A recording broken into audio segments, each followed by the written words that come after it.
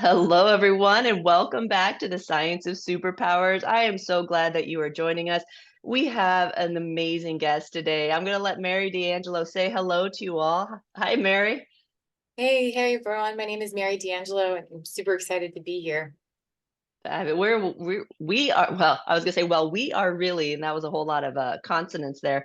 We're really excited to have you here. And today's conversation is deep, folks. We're gonna go deeply into a conversation, and we're going to be with you the whole time, right? We're going to pull us out, we're going to paint the big picture, and we're going to talk about some things that we don't often think about. And I don't know that most people would ever think about them in terms of superpowers or personal development or anything along those lines, but we're going to be talking about social engineering. Specifically, we're going to decode social engineering here today. And what we mean by that is that that's an area where those who are involved in intelligence are very, very familiar with. And the concern is that people are able to get information out of us without us knowing it, right? And that often happens in interpersonal kind of interactions and that type of thing. Where Mary's expertise is really in working in cyber threats and dark web intelligence type work. And we're going to tie all of those elements together. And I think I can make a pretty significant argument for the fact that they are interconnected, right? This awareness of self at the depths of our fears of who we are and what we're capable of with each other. Social engineering is a tool of manipulating each other. And then the tech behind it all, right? How we go about making that happen on mass levels. I think we can draw a connection here, folks. So I think if you stick with us today, we're going to weave those threads together and you're going to see this bigger picture that truly does impact not just each one of us, not just our interpersonal relationships, but actually how we choose to move forward as a humanity. So I think these are big issues worth thinking about. With that in mind, we're going to have Mary joining us. I just want to talk a little bit about Mary because she's pretty freaking phenomenal. Like I get a lot of accolades for my background and how good I look on paper, but she's got some impressive things here, folks. She was only one of 5 practitioners invited to a prestigious think tank in Germany to collaborate on threats related to social engineering and the dark web. So, like, let's think about this a little bit, folks. 5 practitioners into things that a lot of us never even get to touch into.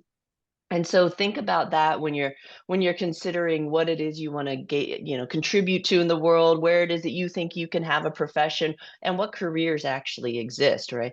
There are some amazing, fascinating ways to contribute to humanity that you wouldn't necessarily think of. And that to me is what Mary represents here today. So Mary, with all of that being said, thank you again for joining us today. And we're going to ask you our pivotal question. What are your superpowers and how are you using them for good?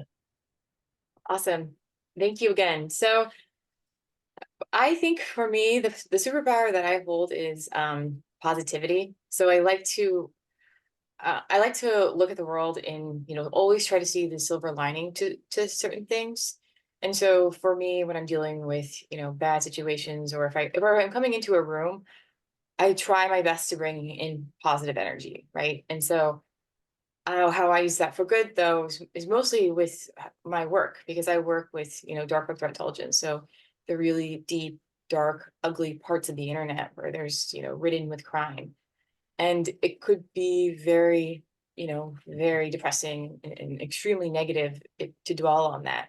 But I try to, come into it with as much hope and good energy, positivity, so that we can actually use the intelligence for real good. Mm. That's powerful, especially folks. If you know, as you may know or may not know, Mary actually dedicates a lot of her time to an organization specifically designed. You heard my interview with Chris Hadnagy, with his organization. You're still working with them, right? I don't want to Yeah, misinform. yeah. Fabulous, the Innocent Lives Foundation, right? Stopping child predators online, right? This is what she's working with, and she comes to the show going, "Oh, my superpower is actually positivity." Right? Not necessarily what we would expect from a career and a profession in some of those reaches. And I love the juxtaposition that you're able to hold that and see the importance of holding that as you engage in this work. Not just for yourself and your own health and well-being and sanity. I've walked that walk. I remember I kind of came into my awareness, and I was still an agent. And I remember at times in meetings, it was like I was almost like split personalities. I had this one going like humming tunes in my head and being like, no, no, it's okay. Take deep breaths. And the other one engaging in the energetics of the room, right? And the density of the room and the paranoia that sometimes these things kind of inculcate in us. And so I love that juxtaposed reality, and you wouldn't necessarily expect it, but it makes sense, and we appreciate that it benefits not just you, but also the fact that when people are working in these spaces, we want them to have a high degree of self-management and awareness and maintenance and an ability to hold a space that may be different than what they're looking at, right? That allows you probably to be a really keen analyst of what you're seeing as opposed to being swayed by what you're seeing. Right, definitely.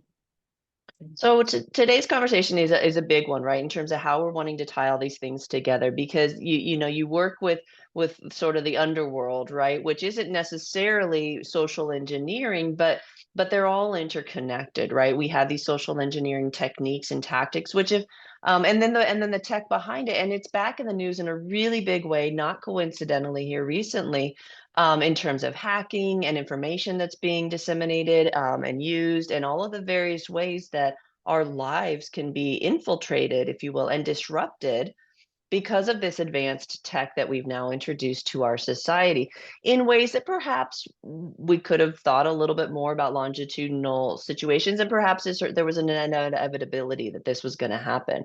So as you are scouring the dark web and stuff, describe a day in the life. Like what is it that you're doing? What would you say your purpose is in getting involved in this type of a profession?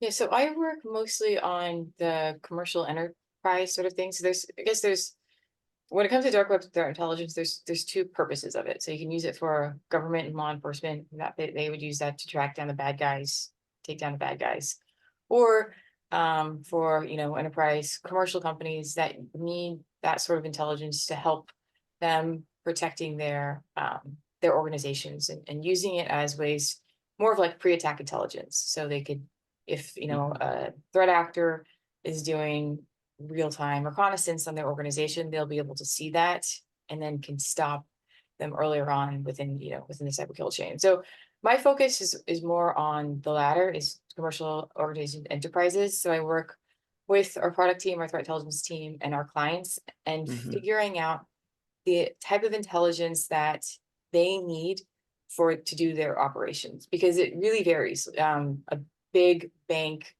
had their needs for intelligence might be, for fraud purposes, and tracking their sea levels, making sure protecting their sea levels. Mhm. Whereas if you're dealing with like a small, mom and pop, or maybe like a smaller bank, um, you know, someone like more reclusive, they probably don't need the same level of intelligence that they need. So it's Mhm. working with them and then making sure they're getting the right intelligence within a timely manner so that they can also action upon it. Because a big part of it too, it is sort of like new in this space, in the sense that like, great, I have all this wonderful threat intelligence. Now, how do I action upon it? And Mhm. so, really, a lot of focus on educating the market as well as becoming more of an intelligence-driven operation. Brilliant. And you tie a lot of loose ends together, because I've been pondering the concept of how business has changed, right? And I don't know that a lot of people realize when they get started on that journey that you have to have a depth of awareness or teams in place at a cyber capacity in just about every industry now on the planet, right? Like it's everywhere. So I was at the doctor the other day, right? And she was trying to use their new system to get a consent form up. So not only does she need to be a good physician, not all of these other elements, but also has to be tech savvy and to stay on top of whatever the programs are doing, and that type of work. And it's a huge sort of lift. And then on top of that, because we've interconnected everything, if you will, we have these things popping up. We now have access points that we can't see, we've never had to deal with before as a humanity, right? And it on one level is expanding us. It's helping us evolve, I think, in many, many ways, because what virtual represents is sort of this nothing out, something out of nothingness, right? It doesn't exist in the physical reality until we make it so. And so it sort of mimics, how we dream and how we conceptualize and how we create. And so I do see value in that mirroring.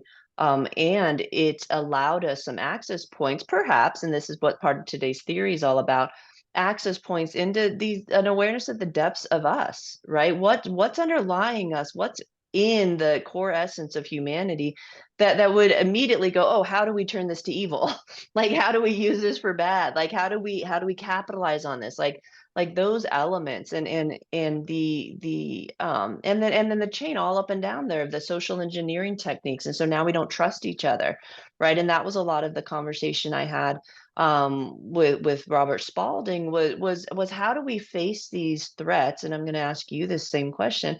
How do we face these threats? How do we look at this intel? How do we know these things are going on and still look at humanity, for each of your views with positivity? How do we separate out the intelligence threats, right? Even if we're naming national intelligence organizations or other countries as being, our intelligence threats, or how do we do that and not then villainize? I mean, we have people in this country that represent, I think, probably every country in the world. So how do we manage that as humans, trying to hold on to that piece?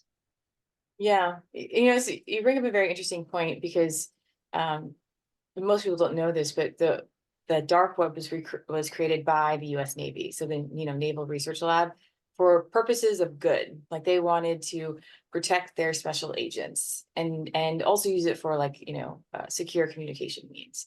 Hmm. But obviously since then it's completely devolved at that point, and now I think less than 1% of it is used for good, like whistleblowing activities. The rest is Hmm. just is crime ridden. And so, I guess it's kind of like you do see sort of like a separation between like the good guys and the bad guys when it comes to dealing with this stuff. I guess in a sense, yes, you're dealing. I mean, when you go through the dark web, like you see human trafficking, child pornography, guns and drugs for sale, all sorts of things, vulgar language, and it can get incredibly depressing. And you start thinking like, oh my God, is this, like sometimes myself when I go out in public and I meet with someone, I'm like, oh, I wonder if they're, you can't help Hmm. but wonder if they are, on these sites as well. Um, and so, but it is used for good. We have law enforcement, with government agencies and companies all over the world who are using it to help protect themselves. And to basically find these guys and stop them. Hmm. But it's sort of a chicken egg thing, right? It's like Yeah. the only reason they have to find them and stop them is because it exists. And so I like the irony, if you will, of using the tool to kind of combat itself. Yeah. But it really kind of has that good bad element. And I think we're facing a lot of these questions as a species, as a humanity, as AI is taking off and other things. And how do we, maybe it's simply a matter of how do we look out a little bit further to anticipate, right? And I do think we're talking more along generational lines now than maybe we ever have before because of the internet, because nothing, it's forever, right? There's just this repository now of human activity that's like, what are we going to do with all of this, right? And what does it impact? And we see how it's changed our society by its introduction. And so I do think that the AI conversations are generating a lot of dialogue, just like, you attending the think tank of wait, I'm sure a lot of that conversation was anticipating things that we haven't seen yet. What's going to come around the corner? Like what else is going to happen? What else is going to get created that then has this other element? And how do we create things for good and safeguard them in ways that protect against this kind of thing? And in my theory here, I'm linking it to, I don't know that we'll do that until we're really ready to face sort of the depths of our own humanity as individuals and as societies and as a global population, kind of all of these social elements and environmental elements and economical elements that are coming forward right now, I think are giving us the opportunity to say, okay, maybe we can learn from some of the things we've done before, and make some changes. But beyond that kind of a theory, I don't know where to place this stuff. It's like it just builds on itself. And so as the light builds, the dark builds, and it just keeps Yeah. going. How do you sit and think that deeply about it? Is this something that you kind of try to wrap your mind around? Like how do you continue to justify contributing to it, right? To do the good when 99% of it is being used for not. And I've had to ask myself that same question and counter intel. So I'm curious how you answer that. Yeah, it is. It's definitely what is it saying, cat and mouse game with this type of stuff. Mhm. I think like a great example is, so we came out with, OpenAI, ChatGPT, which is used for good, right? Used for all of us. And then of course the dark web, the people in the dark web came out with their own called Fraud GPT. Basically the same thing, but to just create, purposes of like causing harm. And so we see that all the time. Something good Mhm. comes out, technological development, and then the same one happens that we see on the dark web for bad. Um, and it's just, I mean, to me, I'm just like, I, it's like, and it's sort of how it plays to, social engineering in the sense is a good social engineering attack is done with the use of a lot of intelligence, right? So if Mhm. you're, calling someone, if you're doing phishing or phishing, that you really want to understand your target. And so they can pull all of that data from the dark web because there's Mhm. so much, doxed material on there that they could find. Um, and so it's just a matter of like kind of being ahead of it and tracking it to the best of Mhm. our abilities. Do you think we can get ahead of it? Sometimes, sometimes we do. Sometimes we do. Yeah. And I mean, that's our goal, right? Because I deal with like, cyber attacks on organizations. And so what we're trying to do is stop when you think of like the cyber kill chain. So the steps the threat actor takes to complete their objectives. Usually they're not, an organization is not alerted until like the third or fourth stage out of 7 stages. So, but if you're using threat intelligence, you would be able to alert the customer, the target, like, hey, step number one, reconnaissance phase, you're being targeted. And so Mhm. that is a really good sign of getting ahead of it. And then at that point, I mean, the threat actor has to start all the way from the beginning again. So Fabulous, fabulous. See, folks, I told you we were going to go deep into this today. It is heavy stuff, right? It's dense to realize like we don't want to think about this stuff. We don't want to look at it. We don't want to think about it, but some people think about it all the time on behalf of all of us.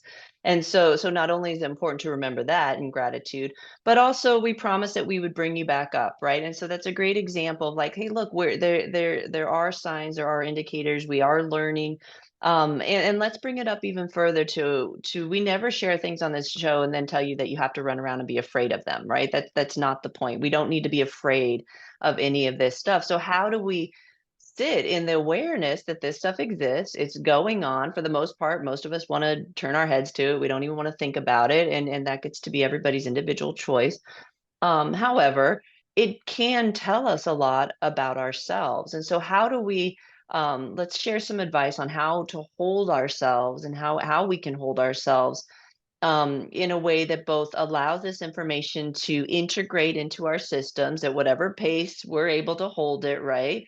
Let it integrate, feel the feels that come up, right? Experience the constriction that happens in your system, and then go, okay, if I feel very strongly about how do I contribute to organizations that are combating it, right? How do I uplift people who are doing amazing work in the world on behalf of all of us?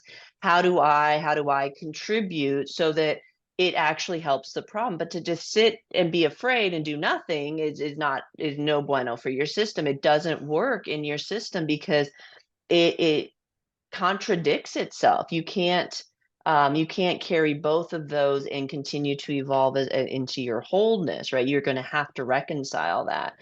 And so let's say we brought to people's awareness about the dark web, about some things that have been going on. We've confirmed for them this is a real thing. People work there, right? Perhaps for the first time they're hearing this. And so what can they do as they're in the experience of going, wait, how do I protect myself? How do I stay in awareness but not go into freak out, right? What advice do you have for folks? Yeah, so I mean, the just to demystify it a little bit. So it isn't illegal, right? Logging onto the dark web is not illegal. It's open source and anyone has ability to do so. It's just most of the activity on there is illegal. So if it helps, I mean, I think it would be good, like if do enough research to know how to access it, to browse it, but making sure you're putting the right filters in place so you're not seeing things that you wouldn't want to see. And then, of course, not putting up your personal information or downloading any sort of malware or any sort of attachments that you would get. But if if you did that, you would realize it's not as scary as it seems. The scary part are the criminals on there, and that's what we're trying to take down. So yeah, that's my Mm. advice would be like, if you just want to face it head on, you have the ability to go on it. But just make sure you do so, well researched and prepared. That is fabulous advice, right? Exposure, right? At your comfort level, but Mhm. just education, right, goes a long ways. The demystification of things. Our fear has us convinced that it's all kinds of things. So I love that advice, and do your research, right, and recognize that it is empowering to learn, right? The education has all kinds of ancillary benefits within our systems, right? Just the process of going through the research is going to open up other questions. It expands our consciousness, right? Demystifying things allows us to abate the fear and go, okay, how do I want to manage this? How do I want to sit in this space? How do I want to create a life? How do I want to have children and raise children in an environment like this that doesn't inculcate additional fear, right? Because the fear is what gets to us, right? That's Mhm. unnecessary. The realities may be what they are, but it is unnecessary to fear it. And so we can start there, exposing ourselves to research first. If you're not comfortable just jumping on there, just do the research. Mary, I think that was a fabulous suggestion. And be aware, right? Use those SIFA techniques that we've talked about on this show.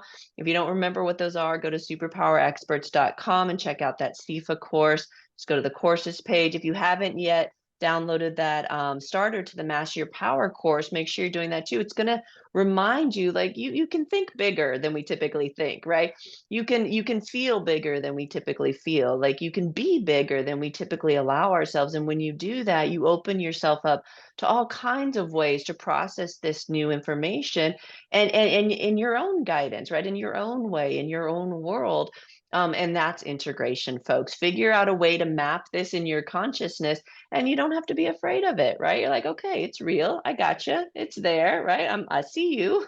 Like, I'm not going to pretend. I'm not going to deny that, but I'm also not going to be afraid. One of my favorite movies when Neva was younger was Rise of the Guardians, right? The animated one, where at the end the boy looks at, and this is a spoiler if you haven't seen it from, I don't know, a decade ago or whenever it came out, but this is, the little boy looks at that fear, at this caricature of fear, right? And he said, oh, I believe in you, I'm just not afraid of you, right? And it's like, bam, right there. It's like, I'm not denying you exist, but I'm not going to give up any more of myself to this, right? That's my power. And I get to choose how to use it. I get to choose how to think. I get to choose how to create with it. And as soon as we remember that, I bet we come up with all kinds of creative ways to get ahead of these things, folks. We just can't be afraid of them. And so, as promised, we brought you right back up again. But now you know, right now you know. And what GI Joe, right? Knowing's half the battle, right? Oh, my goodness, I'm really dating myself these days. Okay, moving on here. I'm like, it just keeps going, Tonya. Digging further. Anyway, but so Mary, this has been absolutely fabulous. I love this conversation. I so appreciate you. And I want to know, I want to just give you an opportunity to sort of dream into, like clearly you've made some space for yourself in this conversation. what's next for you? Like you never know who's listening. You never know kind of what opportunities are out there. Like if you could dream into the future for you in this work, what does that look like for you? Ooh, that's a really good question. Um, I think for me, I absolutely love the threat intelligence space, and I can see myself being in threat intelligence, for the rest of my life. But more so maybe on from more of like an executive level. And so, you know, sort of like management. I could do it anywhere in the world, which would be awesome. Very cool. Very cool. So you're in this, right? You're a lifer? Yeah, yeah. Well, I appreciate your commitment. We so honor the work that you're doing, the work you do with Chris head nagging that organization, and just to all of you watching and listening, like we appreciate those of you who work behind the scenes. Right? We saw it when we were intelligence agents, and there are so many people, and oftentimes the military gets thanked, and veterans get thanked these days, gratefully. Mhm. But there are many, many, many, many government workers a lot behind the scenes and non-government workers who are actively working on behalf of humanity in ways that we can't even imagine. And we should hold gratitude in our hearts for that because we don't have to because they do.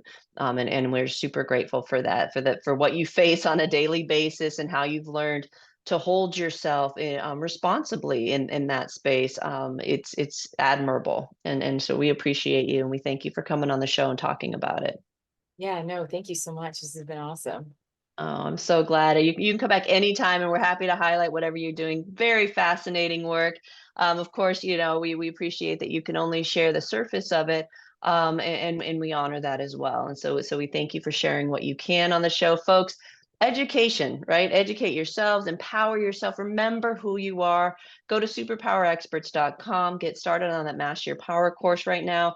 If you want those techniques, right? If you're in high stress situations, if you're in situations like Mary and you're facing some negative stuff on the regular, our super secret way of dealing with it, we used to teach counter intel agents, is all wrapped up in that CIFA process. So if you go to the energetic sensitization course, you can learn how to start programming yourself to receive information very differently, and it will change your life. I promise you that. So have fun with all of that, folks, and we appreciate you, Mary. We appreciate you coming on the show. Thank you so much. And thank you to everyone listening and for your support over the years. We appreciate that. So until next time, folks, remember who you are.